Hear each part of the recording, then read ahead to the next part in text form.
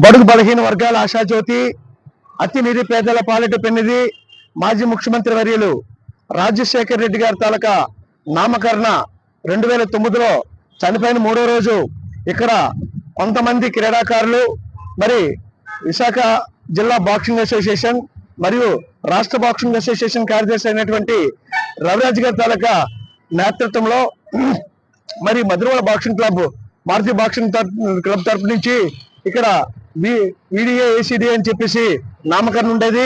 మరి చనిపోయిన 3వ రోజు ఇక్కడికి వచ్చి కొంతమంది మీడియా మిత్రుల ద్వారా అయ్యా ఇది రాజశేఖర రెడ్డి తాలూకా నామకరణ చేస్తే బాగుంటుందని చెప్పేసి మేము తెలియపరచడం, మరి ఆ వీక్ లోనే గ్రాండ్ బే హోటల్కి ఆ రోజు ఉన్నటువంటి ఒలింపిక్ అసోసియేషన్ అధ్యక్షుడైనటువంటి లగడపాటి గారు రావడం, ఆయనకి మా లెటర్ ద్వారా మరి మెమోరాండం సమర్పించుకోవడం, తక్షణమే మరి ఆయన అటు విజయవాడలో ఉన్నటువంటి ఇంటర్నేషనల్ క్రికెట్ స్టేడియంకి, అలాగే విశాఖపట్నం పిఎం పాలలో ఉన్నటువంటి క్రికెట్ స్టేడియంకి వైఎస్ రాజశేఖర రెడ్డి తాలూకా నామకరణం చేయడం అనేది చాలా గొప్ప విశేషము.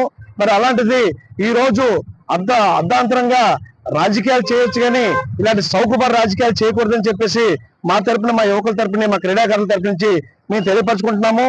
మరి అంతేకాకుండా రాజశేఖర రెడ్డి గారు కూడా ఒక స్పోర్ట్స్ మ్యాన్, ఒక వెయిట్ లిఫ్టర్. అదే ఆసామాసిగా ఏదో దారిటి పోయిన పేరు పెట్టే పరిస్థితి లేదు. ఇక్కడ చూసుకునేటట్టయితే అనేక మంది పేర్ల మీద, గేట్ల పేరు మీద క్రీడాకారులు ఉన్నాయి.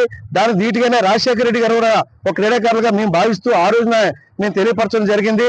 మరి ఇలాంటి కూటమి ప్రభుత్వం ఇలాంటి సౌకర్య రాజకీయాలు చేసి మరి రాజశేఖర రెడ్డి గారి తాలూకా నామకరణం తొలగించడం అన్నది ఇది చాలా దుర్మార్గతనం.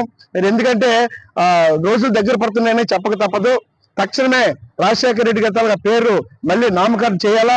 నామకరణం చేసేంత వరకు కూడా మా క్రీడాకారులు కానివచ్చు, మరి అనేక మంది యువకులందరూ కూడా తక్షణమే దీనిపై అవసరమైతే ధర్నాకైనా దిగి నామకరణ చేసేంత వరకు నిద్రపోవని చెప్పేసి తెలియపరచుకుంటున్నా. నా పేరు మారుతి ప్రసాద్.